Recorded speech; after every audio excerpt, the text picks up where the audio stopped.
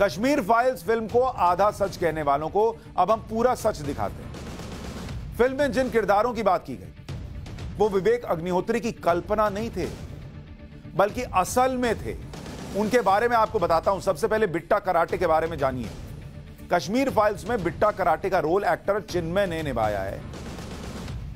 ये दोनों तस्वीरें जो आप देख रहे हैं, एक तरफ आप देख रहे हैं बिट्टा कराटे को, जो हल्की धुंधली सी तस्वीर है, ये पुरानी तस्वीर है, और दूसरी तरफ आप देख रहे हैं दाहिनी तरफ, वो फिल्म की तस्वीर है जिसे चिन्मय ने निभाया है। बिट्टा कराटे का असली नाम फारूक अहमद डार था। बिट्टा कराटे वही शख्स है जिसने 20 कश्मीरी हिंदुओं का कत्ल किया। बिट्टा कराटे सिर और दिल पर निशाना लगाकर लोगों को मौत के घाट उतारता था। बिट्टा कराटे का पहला शिकार उसका अपना ही दोस्त सतीश था। अपना दोस्त सतीश। हैरानी की बात यह है कि बिट्टा कराटे कत्ल करने के बाद आराम से निकल जाता था, कोई उसे रोकता भी नहीं था। बिट्टा कराटे अपना चेहरा तक नहीं छिपाता था। बिट्टा कराटे को 1990 में पब्लिक सेफ्टी एक्ट के तहत गिरफ्तार किया गया। 2006 तक बिट्टा जेल में रहा, लेकिन सबूतों के अभाव में बिट्टा कराटे को जमानत मिल गई। 2017 में आतंकियों को फंडिंग के मामले में एनआईए ने उससे पूछताछ की। फिलहाल बिट्टा कराटे कश्मीर में रह रहा। सोचिए, फिल्म कश्मीर फाइल्स में एक कॉलेज प्रोफेसर का किरदार भी दिखाया गया है। फिल्म में राधिका मेनन नाम की कॉलेज प्रोफेसर हैं जो स्टूडेंट्स को सिखाती हैं कि कश्मीर भारत का अभिन्न हिस्सा नहीं है। इस किरदार को निभाया है पल्लवी जोशी ने। दोनों आपके सामने हैं। रियल लाइफ किरदार हैं ये लोग, सोचकर डायरेक्टर ने पैदा नहीं किया। और ये किरदार किस कॉलेज की किस प्रोफेसर पर बेस्ड हैं ये बताने की जरूरत नहीं है। तमाम लोग बखूबी जानते हैं कि किस तरह से ये प्रोफेसर साहिबा युवाओं के मन में कश्मीर को लेकर कैसे जहर भर। फिल्म कश्मीर फाइल्स ने जिन हादसों की याद ताजा की, उनमें कश्मीरी हिंदू कवि सर्बानंद कौल प्रेमी भी हैं। ये उनकी तस्वीर। सर्बानंद कौल प्रेमी कश्मीर के बहुत ही मशहूर कवि, लेखक और अनुवादक थे। 1990 में जब कश्मीरी पंडितों ने पलायन कर दिया तो उसके बाद भी सर्बानंद कौल प्रेमी कश्मीर में ही रुके रहे। उनका मानना था कि वो प्यार की बातें करते हैं, समाज में उनकी इज्जत है, और उससे बड़ी बात कि उनके पड़ोसी मुस्लिम भी कहा करते थे कि आपका बाल भी बाका नहीं होने देंगे। यही उनसे गलती है। 29 अप्रैल 1990 के दिन सर्बानंद कौल प्रेमी के घर आतंकी आए, घर में लूटपाट की। लूट का सामान सूटकेस में रखकर सर्बानंद से सूटकेस उठाकर बाहर ले जाने के लिए कहा। सर्बानंद के बेटे वीरेंद्र कौल भी अपने पिता के साथ बाहर गए।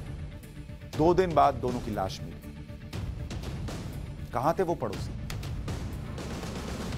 आतंकियों की हैवानियत इस बात से समझिए कि सर्बानंद कौल माथे पर जिस तरह तिलक लगाते थे, वहां लोहे की रॉड से छेद कर दिया गया था। वहां की चमड़ी निकाल ली गई। कोई नहीं आया मदद करने, जिनके भरोसे वो रुक गए थे। फिल्म कश्मीर फाइल्स ने यासिन मलिक के काले कारनामे का चैप्टर भी खोला। यासिन मलिक पर एयरफोर्स के 4 जवानों की हत्या का आरोप। कश्मीर फाइल्स फिल्म में यह घटना भी दिखाई गई।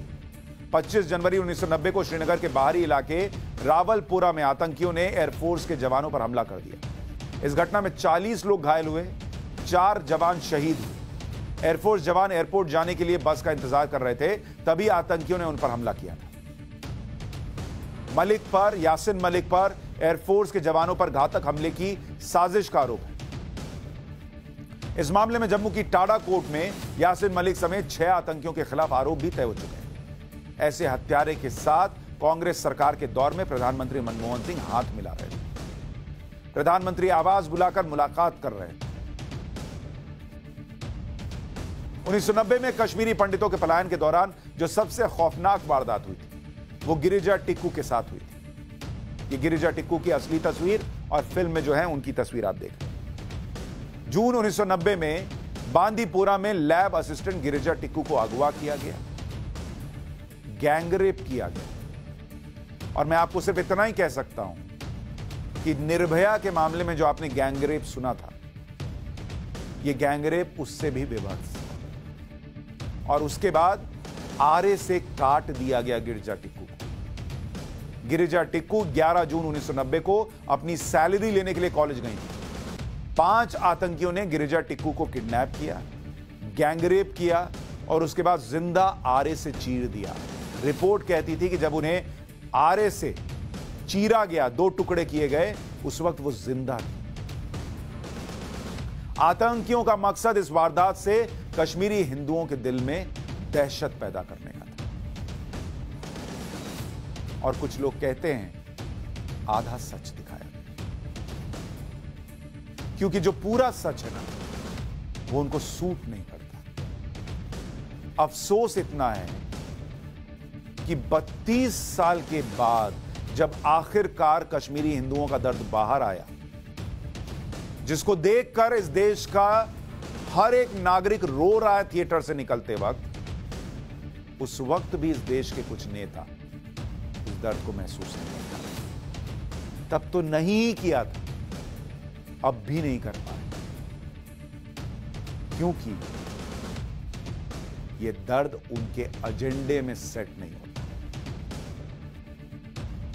शुक्र मनाइए, कम से कम इस देश की भावनाओं में वो दर्द सेट हो रहा है। लोग देख रहे हैं, रो रहे हैं और अपनी गलती भी मान रहे हैं कि काश उस वक्त खड़े हुए।